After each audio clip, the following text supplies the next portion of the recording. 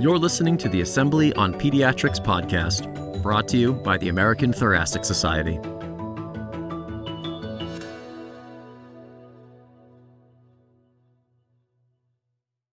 All right, well, welcome to the ATS Breathe Easy Pediatric Podcast. My name is Dr. Matt Wong. I'm a pediatric pulmonologist at the Children's Hospital of Los Angeles.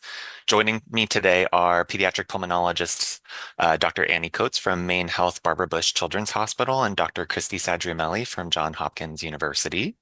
Today's episode will be a discussion on developing a advocacy portfolio and a how-to for academic advocacy promotion. This episode is the first in a series of advocacy-focused podcasts aimed at highlighting key issues within pediatric pulmonology. Our goal is to provide you, the listener, with insightful discussions that could both inform and inspire action. We hope that you enjoy and listen to other podcasts in the series. I will now hand it over to Dr. Sadreameli to introduce one of our first guests.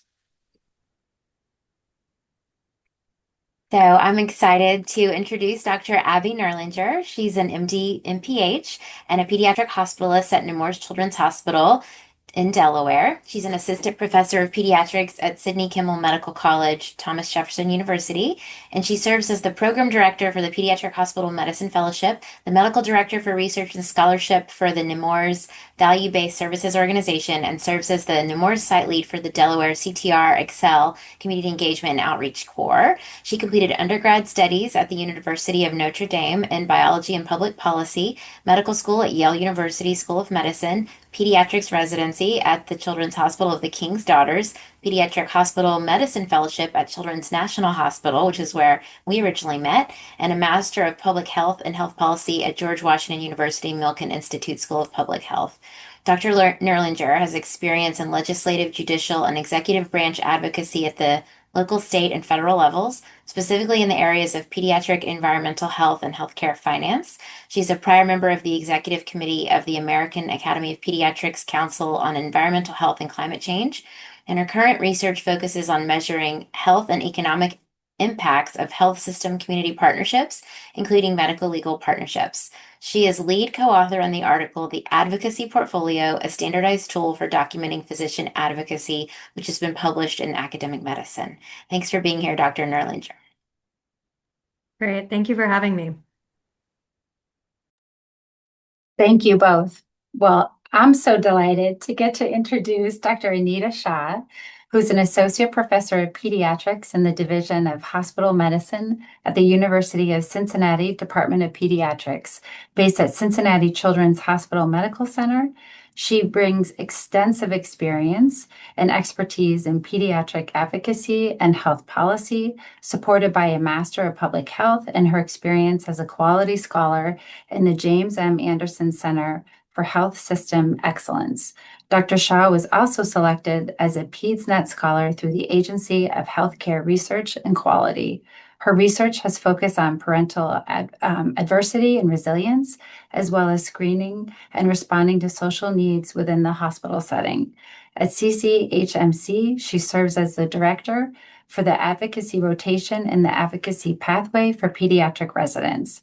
She leads the healthcare channel of Joining Forces for Children, a collective impact initiative aimed at strengthening child and family resilience across the greater Cincinnati area. In addition, Dr. Shah heads the Health Equity Network team, which addresses health-related social needs in the hospital environment. Nationally, she serves on the executive committee for the Academic Pediatric Association's Health Policy Scholars Program. Welcome, Dr. Shah. Great to be here. Thanks so much for inviting us. So along those lines, how did you get started in advocacy, and what are your main areas of focus? Yeah, so I actually became interested in advocacy before I started my medical journey. And so as I was prepping for medical school interviews, I started to learn more about healthcare access and the challenges that many individuals faced just day to day. And I was starting to learn more about that, and knowing that I was going to be a part of the medical provider group, I was just really disheartened by what I heard in terms of access and challenges to that. So I started to explore different opportunities where I could learn more about this. And I happened to intern for the Illinois Campaign for Better Healthcare. I'm originally from Illinois. And I spent a summer with them. This was around the time where President Obama was actually Senator Obama and launched the Healthcare Justice Act within the state. And so through that, there were individuals, essentially testimonials throughout the state to talk about healthcare access issues and the gaps families faced. And so I started to collect those as we're all public record.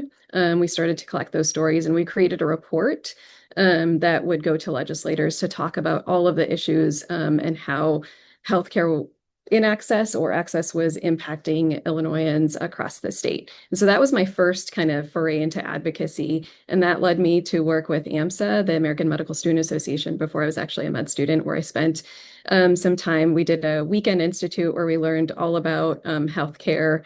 I specifically did the Universal Healthcare Leadership Institute and spent a weekend there. It was my first time lobbying on the Hill and going to meet with legislators, and I just saw incredible power in that. And so a lot of us in the advocacy field will say this, but that was the first time I was bitten by the advocacy bug and knew that I was going to do this for the rest of my career, however I could manage to find that.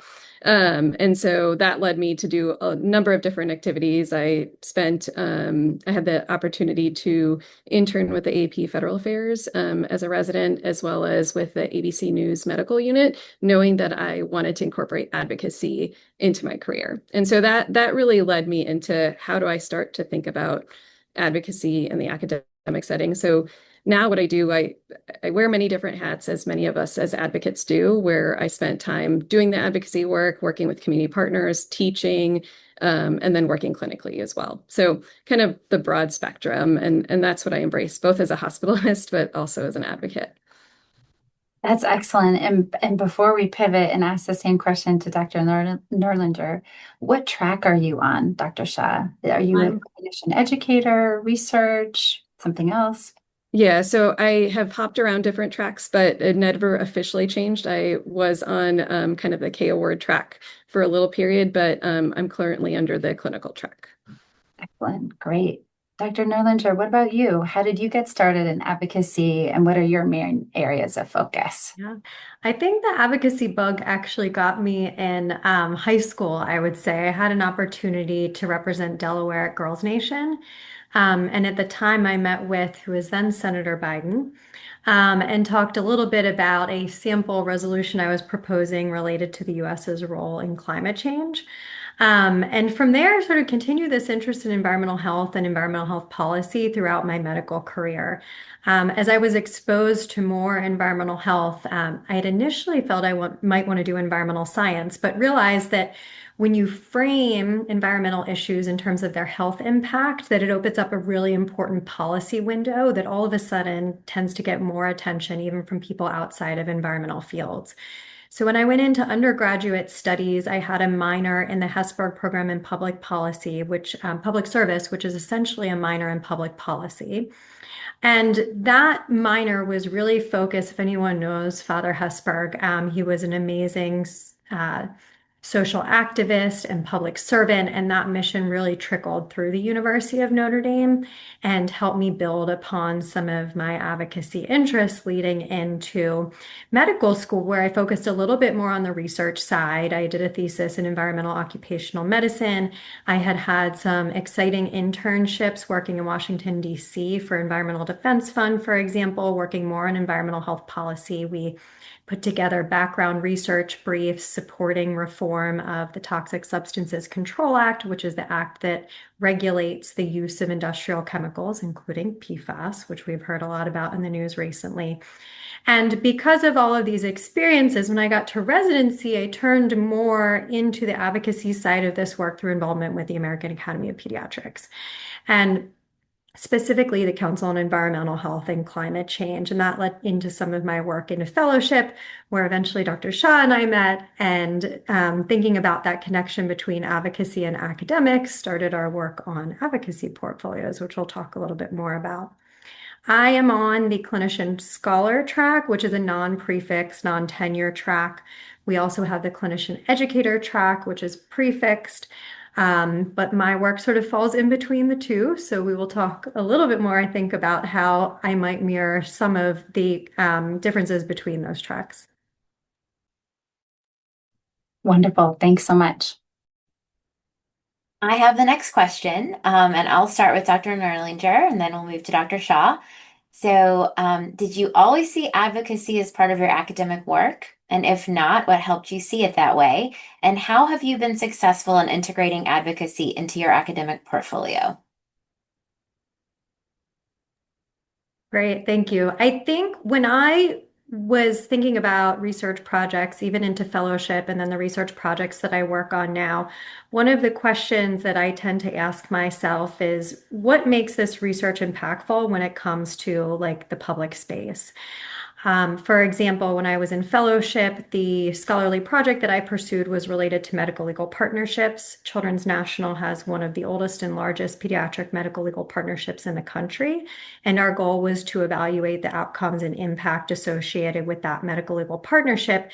And from there, lead into the advocacy side that medical legal partnership can play in partnering with legal aid attorneys to really push policy change that can be used to change the policies that are impacting children's health in the first place. I also continued involvement in advocacy work through my role with the Mid-Atlantic Pediatric Environmental Health Specialty Unit.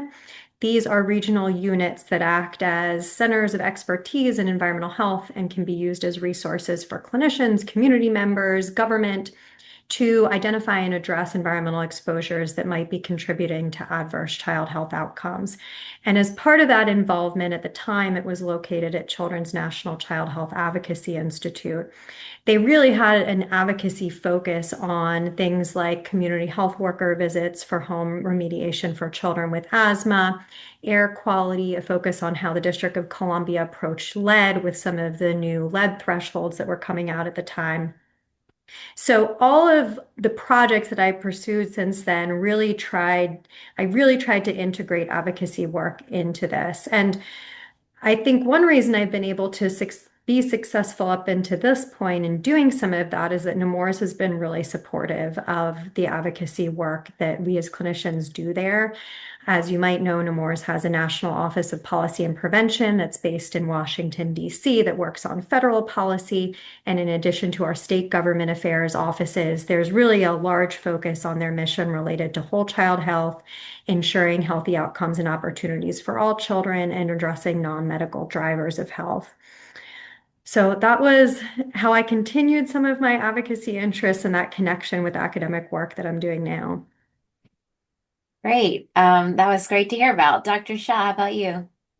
Yeah, so I came at it from a slightly different lens where I didn't know that I was going to be in an academic setting. I knew I wanted to do advocacy and incorporate that in my career.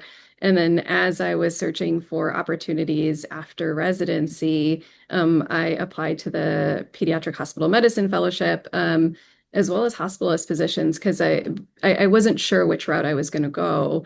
And then I wound up at Cincinnati Children's because I found that there was an opportunity for me to learn more about how I can think about advocacy in an academic way. And that really shifted my focus. I don't think even as I got here, I learned about that, but as Abby and I connected about, the advocacy work that we were doing, going to lobby days or learning how to engage with community partners, that became incredibly important. And how to weave that intersection within advocacy or within academic work was something that was novel, I think, to us and to our faculty that we were working with. And so it was a different approach, but I think landed in a similar spot. I just want to highlight that there's many different routes to get into advocacy and integrate it into academic work. You can do it on the job, or you can have this kind of initial focus where you want to incorporate advocacy into your work generally. And Great answers. Oh yeah, go ahead. I'll add to that. And I think Anita touched on this. For me, mentors played a huge role in the development of, this marrying this track of advocacy with academics at Children's National, the faculty, and as an academic institution, there's a large focus on medical education. And I remember receiving guidance in development of an educator portfolio, which is a correlate to advocacy portfolios, except used for promotion in medical education. And so a lot of the work that we've done with advocacy portfolios really builds on that and also builds on at least advice that I received from my mentors. I remember receiving an initial draft of an advocacy portfolio from Dr. Sharma, who's an allergist at Children's National, sort of saying, I have this idea. I know other people are thinking about it. Let's sort of take this and roll with it and see how we can build on some of the academic landscape experience that medical educators went through 10, 20 years ago when they were trying to push the role of medical education in academics. This Yeah. is a great setup for the next question, I think, too, actually.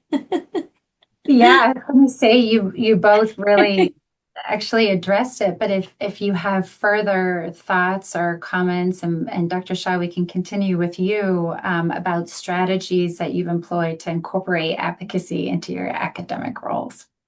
Yeah, so what Dr. Nirlinger was just highlighting, I think, was really a little bit of kismet, but also intention on our part. We connected a few times before this, but she had shared Dr. Sharma's like advocacy CV or portfolio at the time.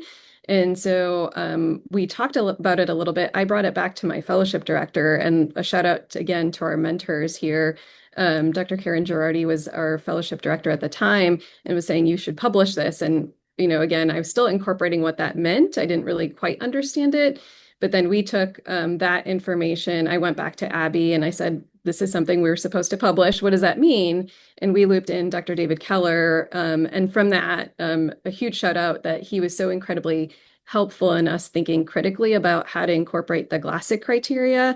And that's really what shifted us to think about how to make advocacy academic and put that lens to it. And how does that change our approach to how we engage in the work?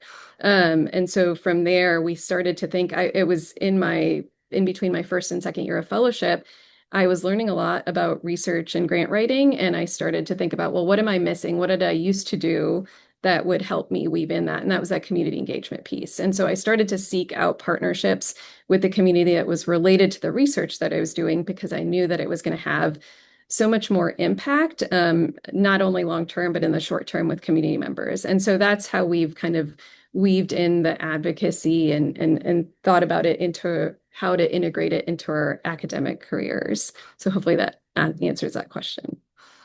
Excellent. Dr. Nerlinger, anything else you'd like to add?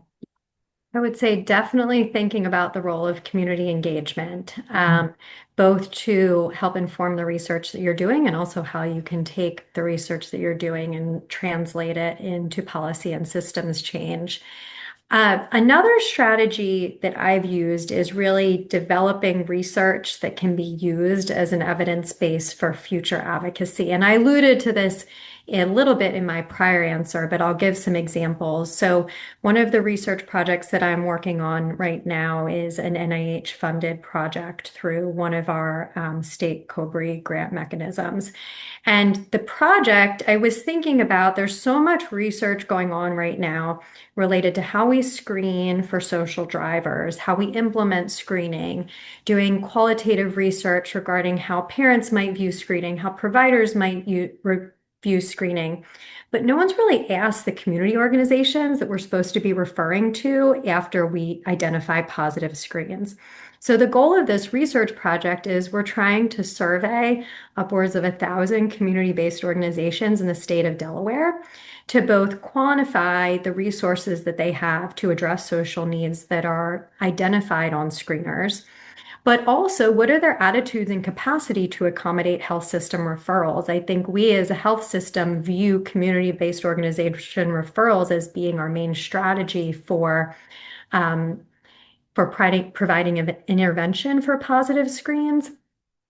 But what if the community organizations don't actually have the resources to accommodate the referrals? So that's the research project, but then the advocacy in larger context from there is thinking about, okay, well, how can we use these research survey results to actually advocate for increased resources in the social safety net in Delaware to better serve the patients and families that we might be referring to these resources from the health system perspective?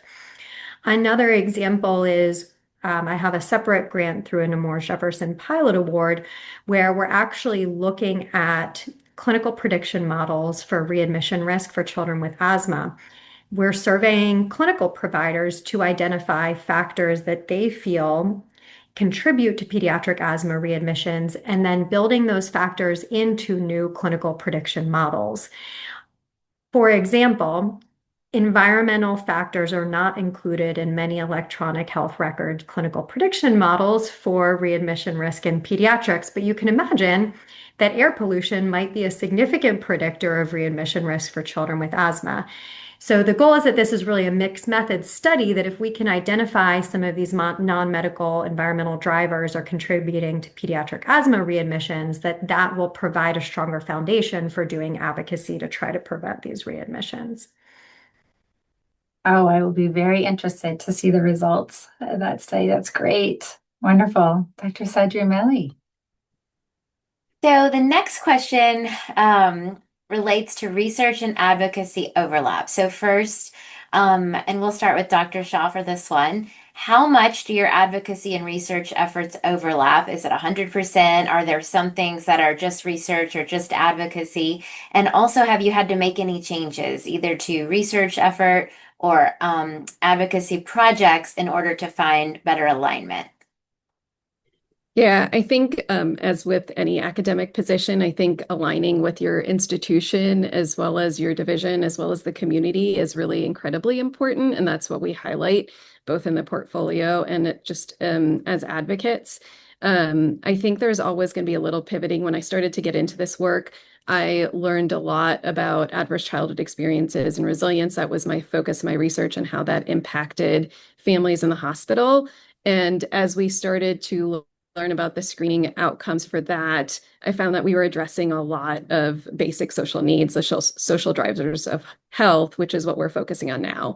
And part of that was contextual. There were a lot of environmental influences where people were ready to address food insecurity and transportation barriers. Those were very tangible things. Whereas when we were addressing adverse childhood experiences, we weren't equipped to really provide the trauma-informed care past of like training and processing of some of the things that we might be able to change how we care for families and patients, but not provide an immediate fix. And so I leaned a little bit more into that effort, knowing that it would still help us embrace how to learn how to be trauma-informed as an organization, but also provide some tangible kind of next steps and how do we start to address this in busy clinical settings. So I think it's always important to understand what the context of where you're working in and how you can align. I think the other venue is understanding the mission and vision of your organization. I think one important focus that Abby and I both have is teaching others, both faculty and our trainees. And so education has been a huge space. And I think an incredibly important tool. We can't all, fix all the problems that we see day to day, but if we can start to teach others on tools and how to engage in advocacy at the forefront, like early on during medical school or even before then, we can set the foundation for them to think about it and incorporate it not only in day-to-day practice, but as they begin their academic careers as well. So before we pivot to Dr. Nirlinger, I was going to ask a quick follow-up. Since you have a bit of education that's part of your job, is your focus of education teaching them how to do advocacy, teaching trainees that, or is it a bit of a mix between, clinical topics and that sort of teaching? Well, so it's the breadth for our residents that are just coming here and getting to learn Cincinnati and the greater Cincinnati region. We want to make sure that they know the level 1 advocacy of how to advocate for their patients one-on-one, getting them enrolled in benefits or making sure they are aware of the community resources. And then we build upon that. So we actually have an advocacy pathway here at Cincinnati Children's where we teach those advanced advocacy skills, and there's really culminating all the experiences I shared earlier, but putting them into a 3-year curriculum. And so some of that is mirrored within the Health Policy Scholars Program for faculty, but we teach them advanced advocacy skills around communication, community engagement, how to build their portfolio. So to start really talking about that early on so they can start to think about what are the gaps or what are the areas they can build upon and learn throughout their careers. Great. Great. So I want to make it completely clear, since federal dollars cannot be used for lobbying activities, that all of sort of the NIH grant funded work that I do does not involve lobbying and advocacy activities. But I do think, as we mentioned earlier, community engagement really does act as a nice common ground between research and advocacy. And that I've been able to integrate into a few of my roles. So I mentioned one of the pilot studies earlier where we're surveying community-based organizations. That was a community engaged research project where we had a community advisory panel to really think about not only which organizations should we be surveying, but what questions should we be asking? How do community organizations measure their capacity to accommodate referrals from health systems? And then as we go through the research project, well, who should we disseminate these results to? How can we make this more impactful by disseminating it within the community to policymakers? So it's not the research itself that's providing advocacy in that case, but certainly the results that are coming from it and through engagement with the community, how we disseminate it, are going to be powerful in leading to future advocacy. Another example, I work with the state Excel Center for Clinical and Translational Research in Delaware on the Community Engagement and Outreach Core. The goal of this core is really to try to increase community engagement and research in the state of Delaware. So not only is it partnering with community members to identify different needs that might be impacting health outcomes, it's also thinking about how can we increase recruitment within communities from researchers who are doing clinical research, and then from there, how can we share results back with the community to lead to policy change? So again, the role isn't necessarily, the role is focused on research. It's not focused on advocacy, although the end result might be focused on how can we advocate for policies that improve children's health and well-being in the state. And I'll just add one quick thought to that. I think one of the things that Abby and I recognize is that advocacy is one tool in the toolbox that we have. So sometimes we lean into research-based medicine, sometimes we lean into advocacy. And that is generally in partnership with our government relations or the lobbyists of our hospital to help kind of address like what is going on in the state and the federal level to help us determine what's appropriate that we can engage in and actually move agenda for child health. Awesome. Terrific. Great answers, guys. And related, do either of you receive protected time or additional salary support to do advocacy from sources other than research grants? Dr. Shah, why don't we start with you? Yeah, so I've had research grants that help do the actual research-oriented work, and then I do have time through the education space, and then some leadership positions related to our health equity work. Excellent. Dr. Nirlinger? In addition to the Excel clinical and translational research role that I mentioned that is separate as its research, I do have some funding with our population health team at Nemours, and that role ends up being a combination of research, quality improvement, advocacy. I do some, for example, quality improvement work with our medical legal partnership. I do some advocacy work with our national office. They publish various policy briefs on things like air pollution, a whole myriad of topics. So it ends up being a little bit of each scholarly area, which I find to be really exciting. I will say in my role as fellowship program director, I don't necessarily receive time to directly do advocacy in that role, but of course, as Dr. Shah mentioned, teaching advocacy in that role.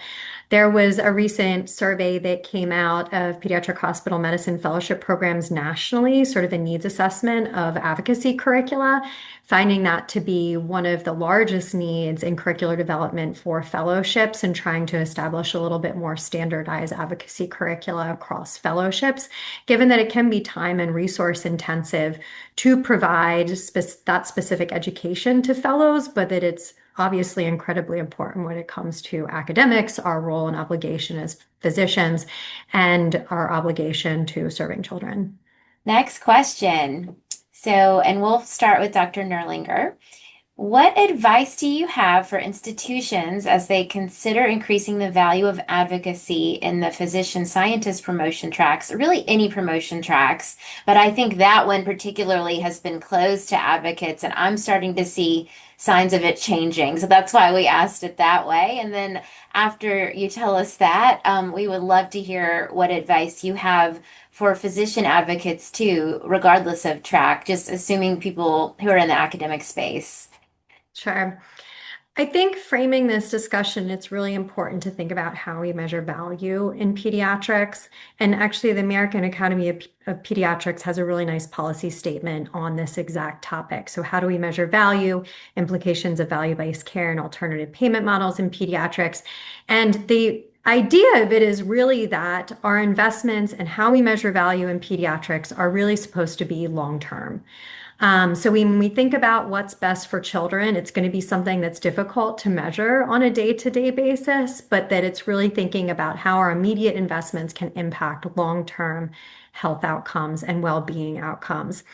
And when you're doing this and when you're looking at this from this perspective, it's impossible to ignore, of course, non-medical factors that improve these long-term patient and community health outcomes. And the way to do this is really through advocacy. So if you think about, for example, and I mentioned this with one of my research studies, that how do we improve asthma outcomes without addressing local and regional indoor and outdoor air quality factors that can be contributing to morbidity and mortality in children?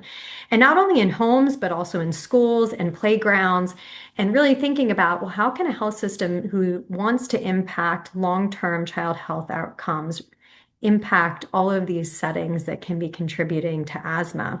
And that's where advocacy comes into play, as I mentioned. And so we have this professional obligation to advocate on behalf of children. We just don't get recognized for it in academics. So that's the problem. And how can you align these two? So the goal is that academic institutions recognize this and really value advocacy as on par with research and academics as an additional pillar of their academic mission. Research and education as an additional pillar of their academic mission. And Dr. Shah and I, in a lot of the written work that we've done, are really arguing that advocacy work can be scholarly if you approach it through the same way that you approach research and education, through application of the Glassick criterion, the Glassick model, and that it can be impactful. But the challenge is how do you measure that impact, and how do you create metrics and agree upon metrics that show the value of the work that you're doing? So this is actually where we are right now. We have the advocacy portfolio. We have this framework by which physician and clinician advocates can document how their advocacy work is scholarly. But the next step that institutions require in order to put this into action is really that additional expertise, experience, and guidance in how to actually evaluate those advocacy contributions as scholarly and evaluate the impact that they're having. So we're hoping that there'll be sort of more guidance around this in the future as we develop some of these tools. But as this is happening, it's really important that there's both a top-down approach, so a leadership focusing on advocacy and its role in academics, in addition to the bottom-up approach where you have clinicians who are interested in pursuing advocacy work and being supported for that work within their academic trajectory. One of the solutions that's been mentioned in some of the literature is the creation of institutional advocacy leadership positions. that more institutions, especially those who are starting to recognize advocacy within the academics promotions process, are creating these advocacy institutional leadership positions to show their dedication to it and to give that top-down support while we're provided with more resources by which to evaluate advocacy portfolios as scholarly during the academics promotion process. And you'll see that this process, like we mentioned earlier, really mirrors the process of medical education. This was sort of a similar historical pattern that the world of medical education went through before there was more wide acceptance of the role of medical education, not just medical education, but medical education scholarship within the academic promotions process. I would say for physicians and advocates, the biggest advice would be to meet with your leaders, understand what motivates them, and speak to that, and really help them understand how the advocacy work that you're doing can impact the factors and outcomes that they value as leaders. It's interesting because we do a little bit of a similar assignment within the Academic Pediatrics Health Policy Scholars Program. As part of this program, it's a 3-year long program where mostly pediatricians who are interested in gaining more skills in advocacy and health policy develop a scholarly project in advocacy, and over the 3 years create an advocacy portfolio. One of the assignments we give them is to actually meet with their leaders to do this exact thing, understand how they view advocacy, understand what motivates them, and how advocacy portfolios might fit in to their specific institutional promotion criteria, given constraints in documentation and things like that. Great. Dr. Shah? Yeah, and I'll just add in additional thoughts here. I think one of the things that we do as advocates, as I've mentioned over and over, is the community engagement aspect. And I think one of the areas that we really need to work on is building trust, both with our patients and the children and the families, but our communities. And the most important way to do that is to show up in the community. And I think that's where advocates are challenged, right? We're doing this on our own time and generally. So showing that that is an added value to the institution for when we're thinking about promotion, both local, state, and national recognition, that's so incredibly important. And that kind of helps tear down the walls of the ivory tower. I think there's a lot of that disconnect. And so this can help break down those barriers. I think the other piece to this is, and we've talked about it internally here, as well as Abby and I, about how we can address, this is one way to address moral injury, right? We find such incredible passion in doing the work that we do.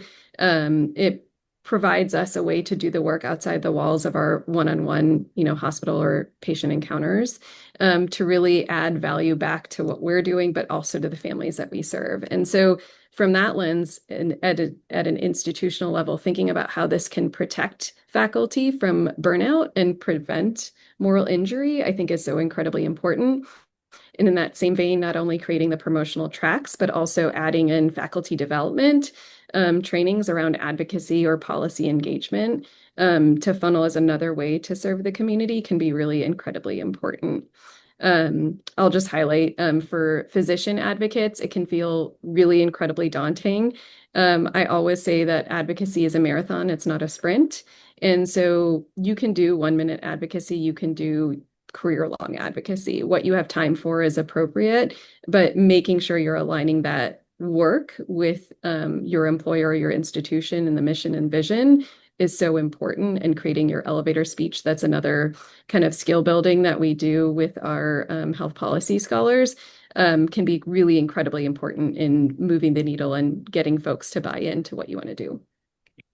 One of the reasons Dr. Coates and I are here today interviewing you guys, because we were also bit by the advocacy bug quite a while ago. And this episode's not focusing on our specific career journeys, but we are always telling people it's such a good outlet, and it does counteract burnout and it prevents it. But I also think, and this is why I was a little bit harping on the research side, there's so much good research that happens and doesn't get communicated out.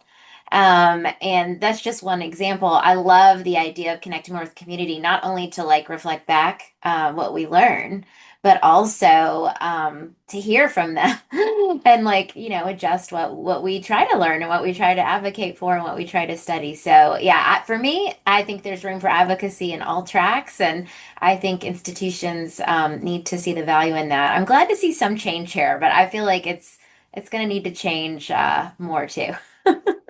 Yeah, and I'll just add one of the powerful things that I think about a lot is the communication piece. I think it's there's one way to communicate internally amongst ourselves about what we know is Yes. important.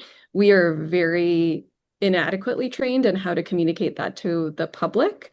And that's an area and space I think we can do a lot more if we did apply that rigor in communication, or even just like marketing communications and how we share information about vaccines, immunizations, things that we know are important to keep kids healthy. Yeah, my route into advocacy was actually media with the Lung Association, just being asked to become a health expert, getting a lot of training and getting comfortable speaking about health topics. And one thing led to another, and it, it turned into advocacy policy work. Now my research kind of got aligned, but I think it's also not really hard to get trained if you're either a researcher or a skilled clinician. To me, it's a little bit like speaking to a family to explain a medical process, like in a way that's appropriate for a layperson or a parent. So yeah, I think the media, like some media training, some skills there are not like super hard to build, but it is definitely a skill set that is worth having. Okay, I'm going to Dr. Coates for the last question. Well, I couldn't agree more with both of you, but in addition to, building our own skill set and also improving communication to community, also the importance of training the next generation to be able to do this and see the value and the meaning in this work. And that's something in where Dr. Sadreameli and I have been able to collaborate, is a point that we always make for that next generation, and to see that as synonymous with being physicians as well, regardless of what type of physician you are, but particularly as a pediatrician. And so you both have speak this. You can see it in your faces as we've been discussing this afternoon these various topics. But I think it's an important last question that I'm excited to hear how both of you respond. Is how does participating in advocacy make you feel? Does it help you as you're doing challenging, time-consuming work, as you both touched upon, and what motivates you? Dr. Shah, do you want to start? Sure. I think I've alluded to this, but it was when I got bitten by that advocacy bug, I felt like I had a sense of purpose in what I wanted to do. And so it was so inspiring to me to continue to do this work. I think there's incredible challenges within the advocacy space in general. So I'm not going to say that it's not challenging at times, but I think it is helpful to reflect on knowing that I can do more than what's outside of the patient and clinical encounter. I think there's power to speak to others about the challenges families and that we as clinicians face day to day, because I do think we're in a space that is privileged. And so it's just so important to communicate that not only to legislators, but to other individuals to make sure they know what others' families face routinely. And so it's what keeps me motivated. And I think then teaching other trainees keeps me motivated to make sure we can continue to tackle the work. Excellent. Dr. Nerlinger?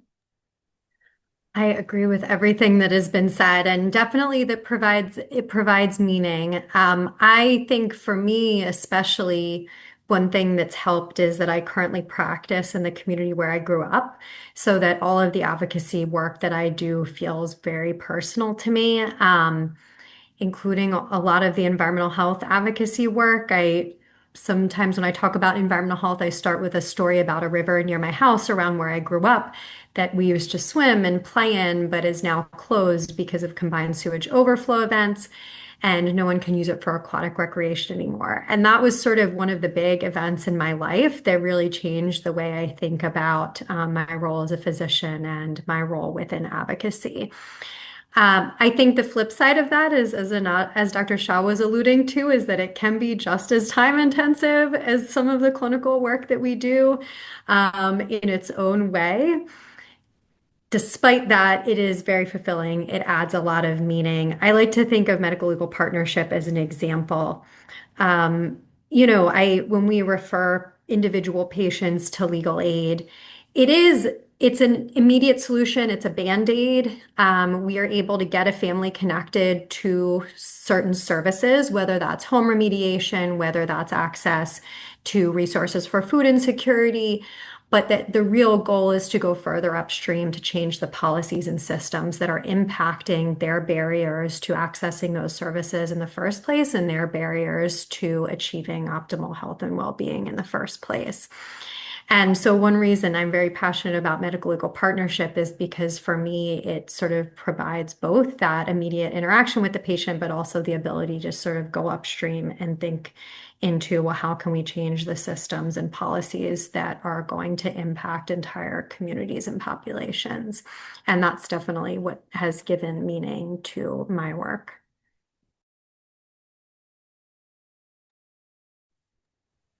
Well, I think is safe to say on behalf of myself and Dr. Sadreameli and Dr. Wong that this has been such an inspiring opportunity to talk with you both. And I know in, our academic interests as well, it's particularly rewarding and exciting to hear about all the opportunities that we all stand to learn from and to advocate not only for our communities, for our trainees, but for ourselves and our own journeys as physicians. And you two are clearly leaders in that way. So thank you so much for taking that time. And thank you also for your role that overlaps with us as pediatric pulmonologists. We always welcome that and, hold tight to our general pediatric roots. So this has been really wonderful. Thank you so much. Thank you, guys. Thank you for having us. Thank you so much for having us and letting us share a little bit more about this. Thank you to both of you as well. I'll be the third person to say, and to our listeners too, please bookmark this episode to go back. There was a lot of really great info that was provided that's very valuable to listen to again as well. And look out for other episodes in this series, and please visit the ATS website for other opportunities. I know Dr. Sadreameli and Dr. Coates can both comment on this. The advocacy committee, there's so many different ways that you can get involved with the ATS and just move the needle forward. So, so thank you all again.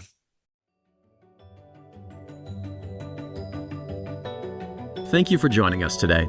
To learn more, visit our website at thoracic.org. Find more podcasts from the ATS assemblies on YouTube. Don't forget to like, comment, and subscribe so you never miss a show.